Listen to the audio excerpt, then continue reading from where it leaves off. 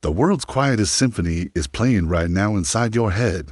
You're about to read a simple sentence. Now pause and ask yourself, did you hear it in that little voice inside your head? That same inner voice you monologue with, criticize yourself with, or even cheer yourself on with. Maybe sometimes you drift off into random thoughts mid-conversation. For many of us, this inner voice is so constant we assume it's universal. Spoiler alert, it isn't. In fact, there are 4 ways humans think. And if you're like most of us, you probably only know one of them. Welcome to the channel.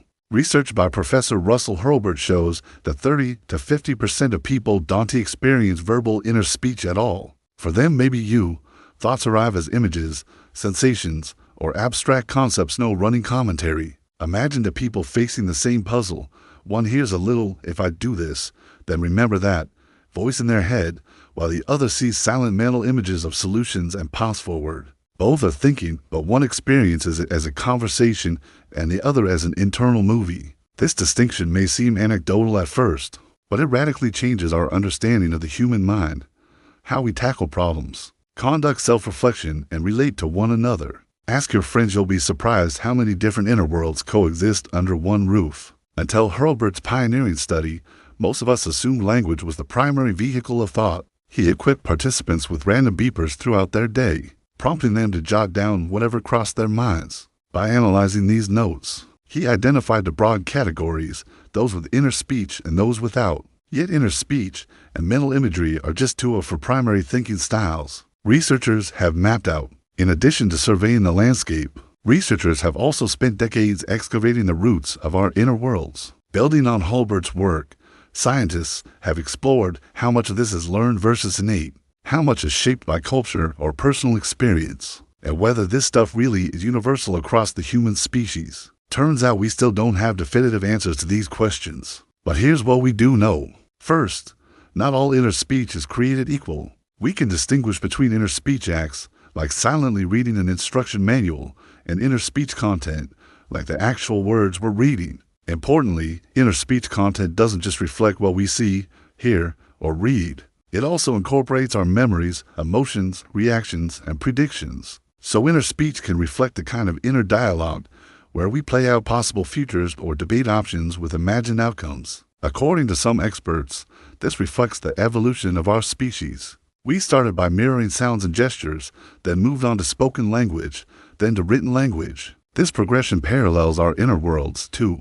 We began by mirroring inner states and feelings, progressed to inner speech, and then developed the ability to mentally represent abstract ideas. But the story doesn't end there. There's evidence that non-human animals also experience inner states and feelings, meaning they have inner lives, but without the capacity for language. So how does this fit into the picture? Researchers theorize that inner speech represents an advanced stage in the evolution of thought. We humans are capable of experiencing inner states and feelings like fear or excitement, but our capacity for language lets us represent those states internally using words. This allows us to analyze situations more objectively, imagine future scenarios, and reason about events we've never experienced. But not everyone takes this evolutionary leap. Recent studies suggest that the part of the brain associated with inner speech may not fully develop in some people, meaning they're unlikely to develop that inner commentator. But that doesn't mean their minds are underdeveloped. They just operate in fundamentally different ways.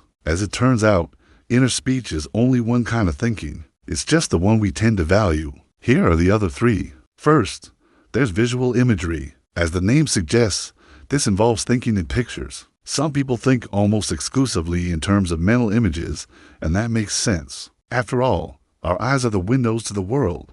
We gather tons of visual information every day, which our brains store and let us review in rich detail. The ability to visualize things seems to be hardwired into us. Babies as young as 6 months old can recognize objects in photographs and recreate them in their imaginations. But while anyone can conjure up mental images, not everyone thinks in them exclusively. It's like speaking a second language. Children acquire native-like control over mental imagery through years of practice, allowing them to manipulate and interpret images with ease. Scientists believe the skill is actually a critical component of literacy. Studies show that kids who are better at visualizing scenes from text also perform better in reading comprehension. In fact, Some researchers suggest that people who think in visual terms actually learn to read earlier and more easily because they already have a well-developed inner eye. In general, visual thinkers are often talented at creative pursuits like art, design, or architecture. They're good at seeing the big picture and making connections between ideas.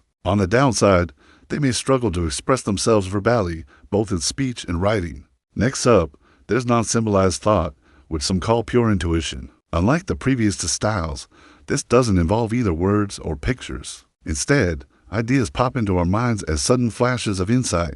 This is that aha moment when you suddenly know the answer to a nagging question or solve a problem without going through a series of steps or calculations. Sensory thinkers can bypass conscious reasoning and just land on solutions or hunches. This is great for rapid decision-making in complex situations, but it's hard to explain to others. If you're feeling intuitive, you might get frustrated when you can't articulate your thinking process. And people who rely on verbal or visual methods may mislabel you as indecisive or arbitrary in your thinking. Finally, there's sensory awareness. This approach to thinking manifests itself as physical sensations in the body, gut feelings, emotional atmospheres, or bodily cues. You might feel itchy when something feels wrong, tense up when anticipating a threat, or shiver with sudden insight. Sensory thinkers tune into these signals and use them to guide their actions. They make decisions based on immediate impressions, which could come from another person's body language, the texture of an object, or the scent of a room. For dancers, chefs, and athletes whose activities demand acute bodily awareness, this is an invaluable asset. But those same strengths become liabilities when applying them to long-term planning or abstract concepts. We're not locked into one style, though. Most of us fluidly switch among them depending on context, need, or mood. We might start with a hunch non-symbolized thought and then run a mental movie in our heads. Visual imagery before debating the pros and cons in a self-talk track verbal inner speech. What determines which mode we favor? Some of it's probably innate, some of it learned, and some of it a product of culture or personal experience. For example, we have some control over how much we use inner speech. Kids who grow up speaking multiple languages can toggle between them, and adults can train themselves to think in another language, although it takes a lot of practice. Ultimately, researchers believe we're all born with the capacity to use all four modes, but we quickly develop a dominant mode, which shapes how we interpret reality. When we fall back on a single mode, we lose the benefits of thinking outside our dominant style. Verbal thinkers gain structure and introspection, but they risk overthinking things. Visual thinkers forge quick, associative solutions, but they may struggle to express those solutions verbally. Intuitive thinkers decide swiftly, but they may seem indecisive to others. And sensory thinkers excel in the moment, but falter in long-range planning. While our dominant modes offer efficiency and comfort, they can blind us to important information and limit our range of responses. Here's the silver lining. Knowing how we and others think helps us tap into new possibilities and bridge our divides. We can learn to speak another thinking style. This means we can understand and appreciate other perspectives and build stronger relationships, empathize with those around us, and make better decisions. So the next time you're stuck on a problem, consider switching up your thinking style. Try imagining the solution or walking barefoot in a park to heighten your sensory awareness. If you're struggling to connect with someone, try to see things from their perspective. Ask yourself, are they talking to me in a language I understand?